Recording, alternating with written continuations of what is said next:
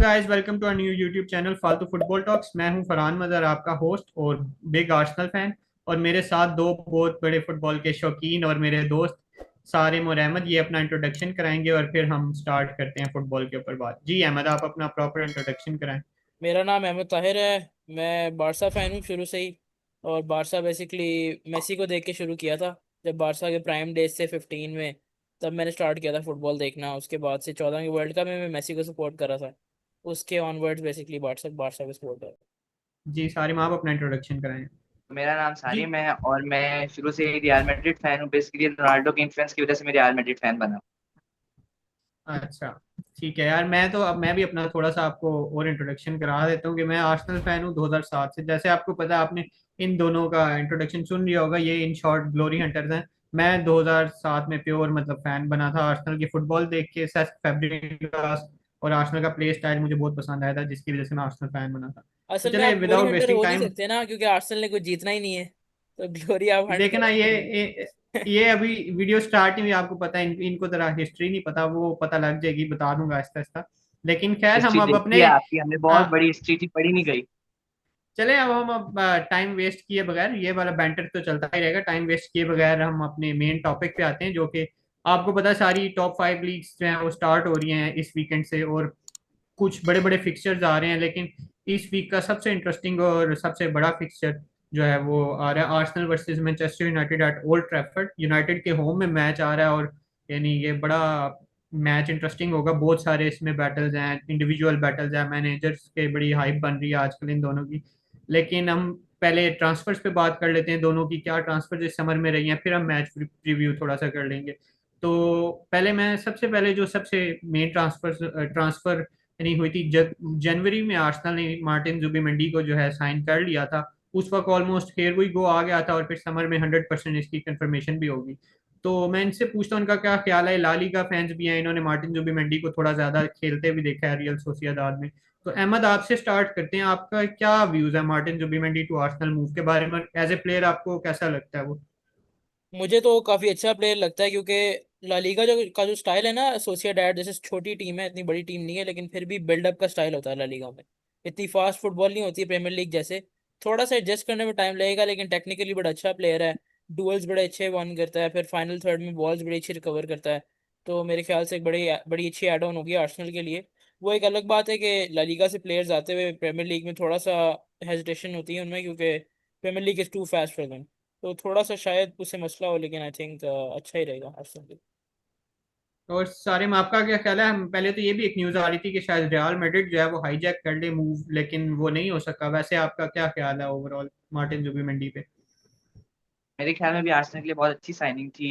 Real Madrid भी इसके पीछे था, बेसिकली उसकी स्पेनिश हेरिटेज की वजह से भी और प्ले स्टाइल की वजह से भी। हमें इस वक्त मिडफील्डर की जरूरत तो थी, क्योंकि प्रॉपर हमारा नंबर 8 क्रूज जब से गया उसकी बहुत याद आ रही है और सारा मामला खराब हुआ है मिडफील्ड में।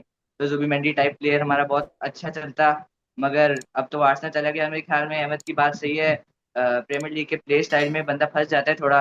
जैसे एंटनी वहां बिल्कुल भी नहीं चला, यहाँ आके बिल्कुल अपना हम्म। गोट बन गया। ला लीगा में उसने इतना अच्छा परफॉर्म किया। प्रीमियर लीग का प्ले स्टाइल थोड़ा ला लीगा से अच्छा है, या फास्ट कह सकते हैं। उसमें कभी कभी बंदा फंस जाता है, मगर मेरे ख्याल में मिडफील्ड में जुबिमेंडी बहुत अच्छा कर लेगा। तो ये तो मार्टिन जुबिमेंडी पे मेरा अपना व्यू भी यही है कि यानी आर्सेनल को, क्योंकि थॉमस पार्टी के डिपार्चर के बाद एक मिडफील्ड में ना कंट्रोल जो होता है, जिसको आप कहते हो टेम्पो कंट्रोल करता है गेम का, उस तरह का एक मिडफील्डर चाहिए था। और मेरे ख्याल से मार्टिन जुबिमेंडी जो है परफेक्ट फिट है आर्सेनल के लिए। और प्री सीजन में मैंने थोड़ा सा उनको एक दो मैचों में देखा। Last match against athletic Bilbao man of the match भी बने उसमें। तो वो काफी यानी कि लग तो रहा है कि अच्छा सेटल हो रहे हैं। बाकी प्री सीजन पे आप प्लेयर्स को नहीं जज कर सकते, मेन तो सीजन स्टार्ट होगा तो फिर प्रॉपर आइडिया होगा। उसके बाद एक और अब हम ट्रांसफर पे बात करते हैं, जो कि आर्सेनल की सेकंड ट्रांसफर थी। वो थी नॉनी मैडुएके, जो कि सरप्राइज एक ट्रांसफर थी। यानी आर्सेनल फैंस एक्सपेक्ट कर रहे थे कि कोई लेफ्ट विंगर आएगा, रॉड्रिगो लियाओ या कोई और लुकमैन टाइप का। लेकिन नॉनी मैडुएके साइन कर लिया, जो कि थोड़ा वर्सेटाइल प्लेयर है, लेकिन शायद इतना क्वालिटी प्लेयर नहीं है इन माय ओपिनियन। बाकी अहमद से पूछते हैं। अहमद, आपका क्या ख्याल है नॉनी मैडुएके के बारे में और इस मूव के बारे में? मेरे ख्याल से I would agree with you कि लेफ्ट विंगर जो है वो सबसे अच्छी ऑप्शन होनी थी आर्सेनल के लिए, क्योंकि साका खेल रहा है राइट विंग पे ऑलरेडी। और ये एक बंदे को अगर लेफ्ट पे शिफ्ट भी करते हैं मैडवी के, अगर वहाँ भी जाता है, तो मेरे ख्याल से मुश्किल होगी उसके लिए, और एडजस्ट करना और मुश्किल होगा। अब जैसे मैड्रिड में भी हम देख रहे हैं, बापे इज़ अ बिग प्लेयर। और विनी भी, दोनों एडजस्ट नहीं हो पा रहे, पोजीशन सही खेल नहीं पा रहे, पिछला सीजन इस तरह ही गुजरा उनका कंफ्यूजन में। तो आर्सेनल अगर लेफ्ट विंगर साइन करता तो बेस्ट था, लेकिन पता नहीं क्या डिसीजन है, मेरे मेरे समझ में नहीं आई बेसिकली। सारे में आपका क्या ख्याल है इस मूव के बारे में? मेरे ख्याल में भी ये साइनिंग तो आर्सेनल ने वही की है, बस चेल्सी का कोटा पूरा किया है। हर बारी कोई फुल चेल्सी का प्लेयर ले लेते हैं, जैसे पिछली बार स्टर्लिंग लिया था। वो पता नहीं इनकी क्या डील है, मेरे ख्याल में बहुत गंदी साइनिंग है। बिल्कुल भी परफॉर्म नहीं कर पाएगा, और ना वो बहुत अच्छा प्लेयर है कोई। इनको लेफ्ट विंगर की जरूरत थी। वैसे तो आर्सेनल पैसे लगा नहीं सकती, मगर वो पैसे लगाती तो रॉड्रिगो बेस्ट ऑप्शन होता। और मेडुआ के मेरे ख्याल में सक्सेसफुल साइनिंग नहीं रहेगी। और मेरा अपना भी यही पर्सनल पॉइंट ऑफ व्यू है कि मैडुएके की कोई सेंस नहीं बन रही। होपफुली कि मैं आर्सेनल फैन हूँ तो मैं यही दुआ करूंगा कि अब साइन कर लिया है तो कुछ कर ले, लेकिन अगर रियलिस्टिकली देखा जाए तो कुछ सेंस नहीं बन रही इस ट्रांसफर की। और इसके बाद जो है अब हम आ जाते हैं कुछ यूनाइटेड की ट्रांसफर पे। यूनाइटेड ने एक अच्छी साइनिंग की काफी सीजन के स्टार्ट में ही, मतलब आ गया था र्यूमर के यूनाइटेड जो है उसके पीछे है ब्रायन एम्बर्मर के पीछे ब्रेंटफोर्ड का जो प्लेयर था राइट विंगर, लेफ्ट फुटेड। तो वैसे तो काफी आई थिंक उसके अच्छा जीए काफी अच्छा गया लास्ट सीजन, प्लेयर भी काफी अच्छा है और यूनाइटेड को चाहिए था भी सही। रैशफोर्ड भी चला गया, गार्नाचो भी अब नहीं है उनके पास, सांचो भी नहीं है। तो अहमद आपका क्या ख्याल है इस मूव के बारे में? ब्रायन एम्बेमो एज ए प्लेयर तो वैसे मुझे तो काफी पसंद है, लेकिन आपके क्या व्यूज हैं कि यूनाइटेड को इससे ऊपर के प्लेयर चाहिए, इसी क्वालिटी के चाहिए, या क्या व्यूज हैं? मेरे ख्याल से इतना कोई स्पेशल प्लेयर नहीं है, लेकिन अच्छा प्लेयर है, स्टैट्स अच्छे हैं, गोल्स और असिस्ट काफ़ी ज़्यादा हैं प्रीमियर लीग में, और प्रीमियर लीग से ही आ रहा है, तो यूनाइटेड के लिए अच्छा हो सकता है। रैशफोर्ड की भी अच्छी फॉर्म नहीं चल रही थी, बारसा गया है, I think he would do good in Barca as well, और यूनाइटेड के लिए एम्बेमो अच्छा प्रोस्पेक्ट हो सकता है, कुछ कह नहीं सकते, बेसिकली 50-50 हूँ मैं। सारे में आपका क्या व्यू है इसके बारे में? मेरे ख्याल में एम्बेमा की साइनिंग बहुत अच्छी रहेगी, क्योंकि एक तो प्रीमियर लीग का प्रूव प्लेयर है, प्रीमियर लीग में वो खेल चुका है, 30+ ये मेरे ख्याल में लास्ट सीजन में उसके। और मैनचेस्टर यूनाइटेड अपने आप को जैसे रीबिल्ड करना चाह रही है, अमोरिम की टाइप का प्लेयर है, और वो बहुत अच्छा परफॉर्म कर सकता है इस पोजीशन पे। और मेरा भी ये पॉइंट है कि अच्छा प्लेयर है काफी, लेकिन टाइम बताएगा। यूनाइटेड यूसीएल में नहीं है तो इसलिए वो शायद बिल्कुल जो टॉप 1% को तो अट्रैक्ट नहीं कर सकते, इस उस लिहाज से काफी अच्छी साइनिंग है मेरे हिसाब से। हम्म। बाकी यूनाइटेड की एक और साइनिंग थी सीजन के बिल्कुल स्टार्ट में, मतेस कुन्या उन्होंने वुल्फ से साइन किया, जो कि left winger, number 10, false 9, multiple positions खेल सकते हैं। और आई थिंक उनको 2-3 प्लेयर्स का कवर दे सकते हैं, बैकअप भी फर्स्ट टीम में भी, और टेक्निकली साउंड प्लेयर हैं वो भी। लेकिन शायद ब्रायन एम्बुएमो के लेवल के ही प्लेयर हैं, वो बहुत अच्छे नहीं हैं। लेकिन सारिम से पूछते हैं, सारिम आप जो है ब्रायन इसके मथियस कुनिया के बारे में क्या ख्यालात रखते हैं, कैसा प्लेयर लगता है आपको? मैं वही बात शेयर करूंगा एम्बुमा वाली। दोनों की सबसे अच्छी बात यही है कि वो प्रीमियर लीग के प्रूव प्लेयर हैं, दोनों ने प्रीमियर लीग में प्रूव करके दिखाया है। जैसे ग्योकेरेस स्पोर्टिंग से आया है, तो उसका सीन इतना नहीं मैं मान सकता, मगर इन दोनों ने प्रीमियर लीग में पिछले सीजन दोनों के 30+ जीए थे, प्रूव्ड हैं। लेफ्ट विंग राइट विंग में अगर पार्टनरशिप बन जाए मोरिम के अंदर, बहुत अच्छा परफॉर्म कर सकते हैं ये दोनों। क्योंकि वो जैसे टीम को नया तरह रीबिल्ड करना चाह रहे हैं, वैसे तो मैनचेस्टर यूनाइटेड को अभी मेरे ख्याल में कार्लोस बलेबा भी साइन करने लगी है मिडफील्ड के लिए। अगर वो हो जाए, उनकी मिडफील्ड भी स्टेबल हो जाएगी। डिफेंस में अगर एक और हमारे पास आ जाता सेंटर बैक, वो बहुत अच्छा रहता। मगर फिलहाल अटैकिंग वाइज ये दोनों अच्छी पार्टनरशिप बना सकते हैं राइट विंग लेफ्ट विंग पे, क्योंकि दोनों basically Premier League proof player हैं। सबसे बड़ी बात जो है, प्रीमियर लीग में करना इतना आसान नहीं होता। अहमद आपका क्या ख्याल है मथियस कुनिया के बारे में? मेरा सेम ही है जो एम्बेमा के बारे में मैंने कहा था, लेकिन ये है कि थोड़ा वर्सेटाइल प्लेयर है तो बेहतर हो सकता है यूनाइटेड के लिए, उनको वर्सेटिलिटी चाहिए उनके प्ले स्टाइल के अकॉर्डिंगली, तो अच्छा हो सकता है मेरे हिसाब से। मेरा भी यही ख्याल है। अब हम अपने हॉट टॉपिक पे आ जाते हैं, जो कि पिछले एक वीक से ट्विटर पे, Instagram, social media, all over the social media battle चल रहा है। कि फर्स्ट ऑफ ऑल तो ये था कि मैं बात करने लगा हूँ सेस्को वर्सेस ग्योकेरेस की, आप समझ ही गए होंगे। तो पहले तो ये था कि सेस्को आर्सेनल का फर्स्ट चॉइस टारगेट था और विक्टर योकेरेस मैनचेस्टर यूनाइटेड का फर्स्ट चॉइस टारगेट था। लेकिन ये उल्टा हिसाब हो गया कि ग्योकेरेस आर्सेनल आ गया और सेस्को मैनचेस्टर यूनाइटेड चला गया। तो इसके ऊपर जरा बात करते हैं। अभी आ रहा है संडे को मैच भी, और सारी जो वो है यानी इसी के ऊपर ही आई थिंक सारे आर्टिकल्स छपेंगे, सब कुछ बात इस पे होगी ग्योकेरेश वर्सेस सस्को के ऊपर। तो अहमद आपसे मैं स्टार्ट करता हूँ, आपका दोनों प्लेयर्स के बारे में जरा मुझे बताएं कि क्या ख्याल आता है आपको, कौन सा प्लेयर ज्यादा बेहतर लगता है? क्या सेस्को यूनाइटेड में फिट ज्यादा बेहतर हो रहा है ग्योकेरेश आर्सेनल में, या क्या ख्याल आता है आपके इन दोनों के बारे में? मेरे ख्याल से ग्योकेरेस जो है ना, वो आर्सेनल के लिए एक ब्लेसिंग इन डिस्गाइज होगा मेरे हिसाब से, he would be better for them, क्योंकि आर्सेनल को बेसिकली फॉल्स नाइन चाहिए नहीं है, Sesko is more of a player जो थोड़ा फॉल्स नाइन भी खेल ले, प्रॉपर स्ट्राइकर नहीं है, मतलब वो स्ट्राइकर इंस्टिंक्ट उसकी अच्छी है लेकिन प्रॉपर स्ट्राइकर नहीं है। ग्योकरेज ऑन दी अदर हैंड, आप पिछला सीजन देखें 61 गोल प्लस असिस्ट हैं उसके 52 मैचेस में, तो बहुत अच्छे स्टार्ट हैं। चैंपियंस लीग भी खेला है, 6 गोल्स किए हैं, तो बहुत अच्छा हो सकता है उनके लिए। और उनको एक इस तरह का स्ट्राइकर चाहिए बड़े अच्छे से, जो उनको मिल नहीं रहा। और एक और बैलेंस साइड, ज़्यादा बैलेंस साइड जो होगी मेरे हिसाब से आर्सेनल होगी, क्योंकि जो मिसिंग पार्ट था उनका वो उनके पास आ गया। ऑन दी अदर हैंड आप मैन यूनाइटेड की बात करें तो सेस्को नो डाउट अच्छा प्लेयर है, बहुत अच्छा प्लेयर है, और उनके लिए भी अच्छा हो सकता है, लेकिन आई थिंक आर्सेनल के लिए Gyokeres comparatively would be better than Sesko for my. सारे में आपके क्या ख्याल आते हैं इन दोनों के बारे में? हाँ, मेरे ख्याल में मुझे पर्सनली ग्योक्रेस से अच्छा सेस्को लगता है फिनिशिंग की वजह से। ग्योक्रेस अभी टॉप 5 लीग में भी नहीं खेला, मेरे ख्याल में पोर्टो में था ना वो, और वो इससे पहले भी प्रीमियर लीग में ब्राइटन में रह के जा चुका है। मेरे ख्याल में वैसे तो आर्सेनल के लिए बहुत अच्छी साइनिंग है, क्योंकि उन्हें बहुत टाइम से स्ट्राइकर की साइनिंग चाहिए थी। कितने टाइम से पता नहीं आर्टेटा क्या कर रहा था, आपके फॉरवर्ड्स में कुछ हो ही नहीं रहा था। साका के अलावा वो अंदर बॉल खिलाता कोई होता ही नहीं था पास लेने के लिए। मिकेल मुरीनो या काया हैवर्ट्स को एज अ बैकअप आप लोग यूज कर रहे थे। तो इस साइनिंग ओवरऑल अच्छी है, बट मुझे जो पर्सनली लगता है कि ग्योक्रेस फ्लॉप कर सकता है प्रीमियर लीग में, क्योंकि हाँ उसके मेरे ख्याल में 20+20 पेनल्टीज थी लास्ट सीजन, वो भी पोर्टो के लिए। गोल गोल रेशियो उसकी बहुत अच्छी स्पोर्टिंग के थी लिए। 61।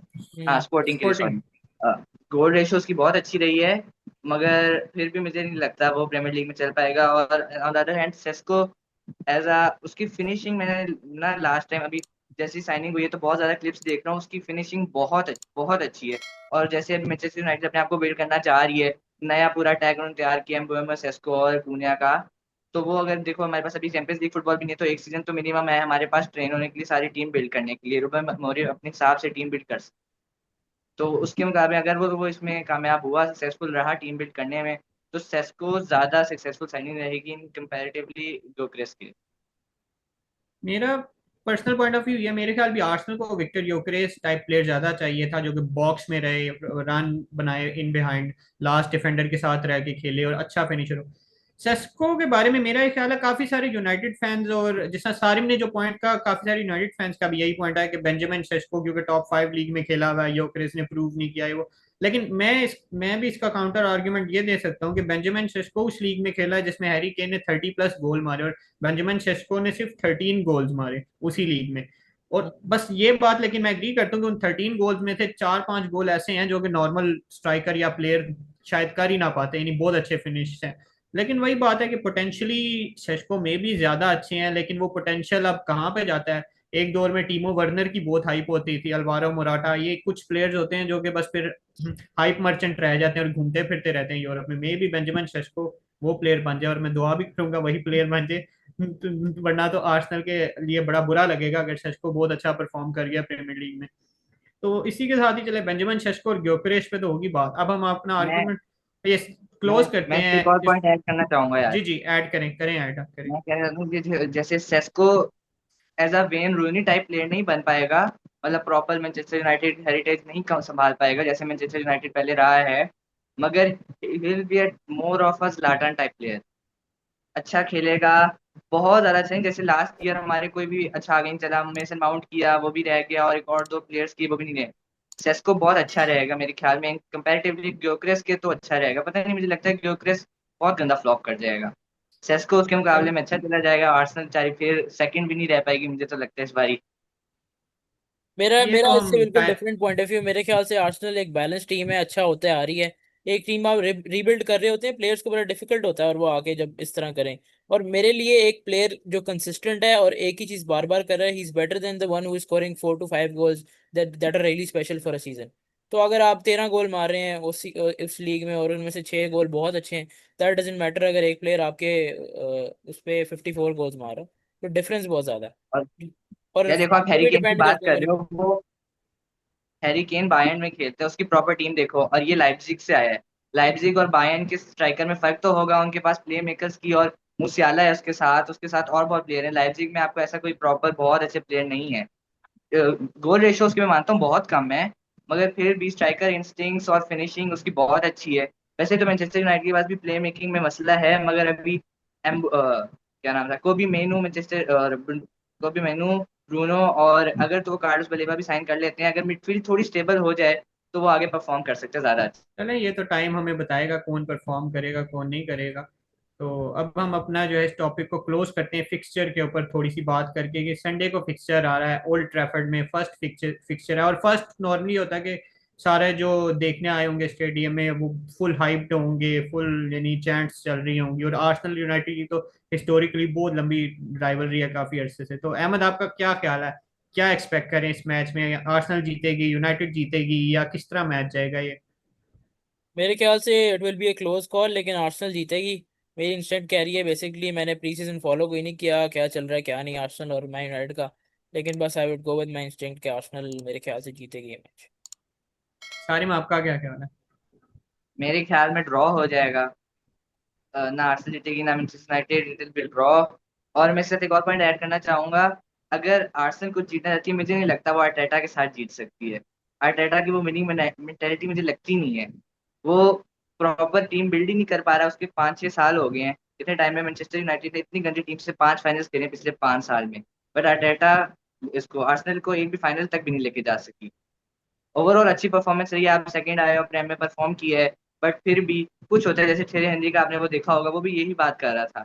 आपको 5 साल में एक टीम मिली है, 5 साल में थोड़ा तो बिल्ड होना चाहिए था। आप एफए कप या फिर कोई फाइनल तो खेलते। मेरे ख्याल में आर्टेटा को बदलना है मेन मसला। मुझे मैनेजर नहीं सही लगता आर्टेटा। डिफेंसिवली पे वो डिफेंस पे ही लगा रहता है, अटैक पे वो बिल्कुल भी स्टेबिलिटी नहीं ला पा रहा।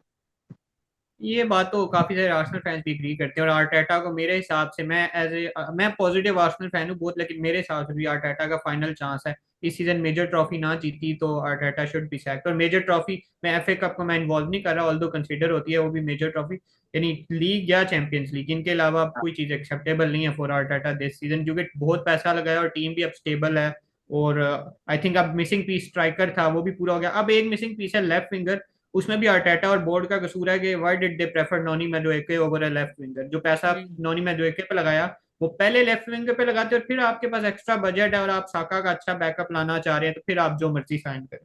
तो खैर, इसी के साथ ही हम एंड करते हैं अपनी वीडियो को। होप यू लाइक इट, और लाइक करें, सब्सक्राइब करें, और इसी के साथ ही हमें इजाजत दें। अल्लाह हाफिज। अल्लाह हाफिज़।